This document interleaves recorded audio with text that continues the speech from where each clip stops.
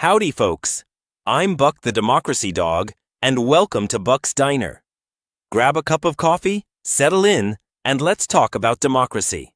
And if you enjoy today's show, don't forget to like and subscribe.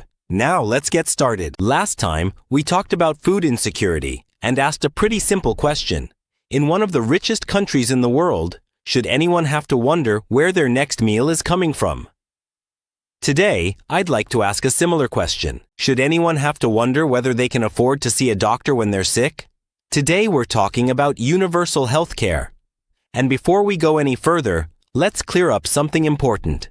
Universal health care doesn't describe one particular healthcare system. It describes a goal: making sure everyone has access to the healthcare they need without facing financial hardship because of it. Different countries accomplish that in very different ways. Some have healthcare systems that are largely funded and operated by the government. Some use private doctors and hospitals, but finance healthcare primarily through public insurance. Others require people to have insurance, but rely heavily on private insurance companies that operate under government rules. And some combine pieces of several different systems. So when someone says universal healthcare, that doesn't automatically mean the government owns the hospitals, or employs every doctor, or eliminates private insurance. Those are separate questions. Universal healthcare answers a more basic one. Does everyone have access to healthcare? There's another distinction that's important. Having health insurance isn't necessarily the same thing as having access to healthcare. Imagine someone has an insurance card in their wallet. Great, but their policy has a deductible of several $1,000s. Or there's a large copay to see a specialist. Or the medicine their doctor prescribed isn't covered. Or the doctor they need isn't in their insurance network. Technically, that person has health insurance, but can they afford to use it? That's the difference between coverage on paper and access in real life. My dad gets his health care through Medicaid. That means when he needs to see his doctor, the first question isn't whether there's enough money in his bank account to pay for the appointment. He can go. That's a pretty big deal when you're living on a limited income, but it also raises an interesting question. Why should access to healthcare change so dramatically depending on someone's income, their age, their employer, where they live, or which insurance policy they happen to have? In America, we've built a healthcare system from lots of different pieces. We have Medicare, Medicaid, the Veterans Health Administration, employer-sponsored insurance, private individual insurance, the Affordable Care Act marketplaces, and people who remain uninsured. For many Americans, that system works pretty well. They like their doctors. They like their insurance. They receive excellent medical care. The United States has extraordinary doctors, nurses, hospitals, researchers, medicines, and medical technology. So the question isn't whether America knows how to provide excellent health care. Clearly, we do. The harder question is, can everyone reliably access it? Now, whenever universal healthcare comes up, someone eventually asks, how much is that going to cost? And just like last week, that's a fair question. Universal healthcare isn't free. Doctors have to be paid. Nurses have to be paid. Hospitals have to operate. Medicines have to be manufactured. Medical equipment has to be purchased. None of that magically becomes free because government is involved. But there's something else we should remember. We're already paying for healthcare. A lot of it. Workers pay insurance premiums. Employers contribute toward those premiums. People pay deductibles. They pay copays. They pay for prescriptions. They pay taxes that support Medicare and Medicaid. Governments pay for healthcare for public employees and veterans. Hospitals sometimes provide care to people who can't pay, and those costs don't simply disappear. So the real question isn't, do we want to pay for healthcare? We already do. The question is, how should we pay for it? How much should we pay? And what should we get in return? That's where reasonable people can disagree.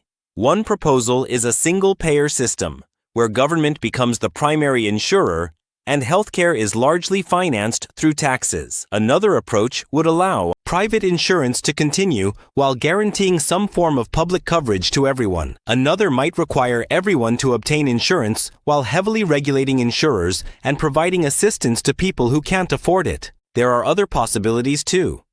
Each approach has advantages, and each has trade-offs. A universal system could reduce or eliminate many premiums, deductibles, and copays. It could make coverage independent of someone's employer.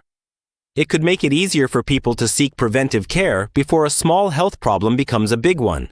And depending on how the system is designed, it might reduce some of the administrative complexity involved in American healthcare. But there are legitimate concerns too. How much would taxes have to change? How much would doctors and hospitals be reimbursed? Would some people wait longer for certain non-emergency procedures? What happens to people who work in today's health insurance industry? Would people be able to keep the doctors they already have? How would we transition from the system we have today without disrupting care for millions of people? Those aren't silly questions. They're exactly the kinds of questions democracy is supposed to help us answer. We don't have to pretend a policy has no disadvantages in order to believe it's worth considering. And we don't have to reject an idea simply because implementing it would be difficult. We look at the evidence. We look at what other countries have tried. We look at what already works here. We look at what doesn't. And then we decide what kind of system we want to build. There's another cost we should consider too. The cost of waiting. What happens when someone notices something wrong, but doesn't see a doctor because they can't afford the appointment? What happens when someone stretches their medication because the prescription costs too much? What happens when a manageable condition becomes an emergency because someone delayed treatment? Eventually, that person may still receive health care. Only now they're sicker. Their treatment may be more complicated, and it may be considerably more expensive. That's why healthcare isn't completely separate from the things we've already discussed. Healthcare affects someone's ability to work. It affects whether children can learn. Medical expenses can affect someone's ability to pay for housing or food. Poor health can push someone into poverty.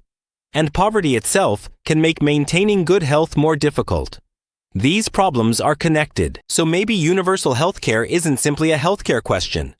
Maybe it's also a question about what we owe one another as members of the same society. Now, I know humans can argue about healthcare for a very long time. I've watched television.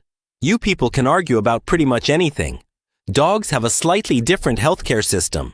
When I'm sick, Dad doesn't ask whether taking me to the veterinarian fits his political philosophy.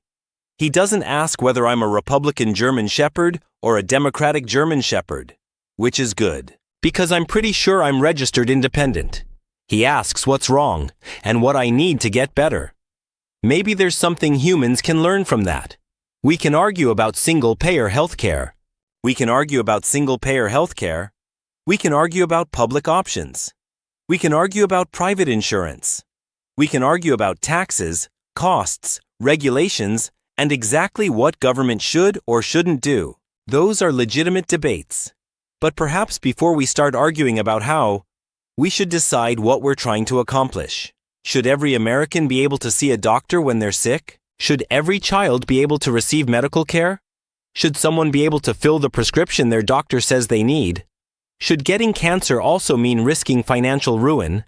If we can agree on the destination, then democracy gives us a way to argue about the road we take to get there. I'm just a dog. I don't have the perfect healthcare system tucked underneath my collar. But I do know something about taking care of the members of your pack. When somebody needs help, you help them. I'll see you next time. You know, I still don't understand why humans don't give treats after doctor's appointments. That seems like an obvious flaw in the American healthcare system. We should probably fix that too. We can disagree about how to pay for healthcare. Maybe we should start by agreeing that everyone deserves to receive it.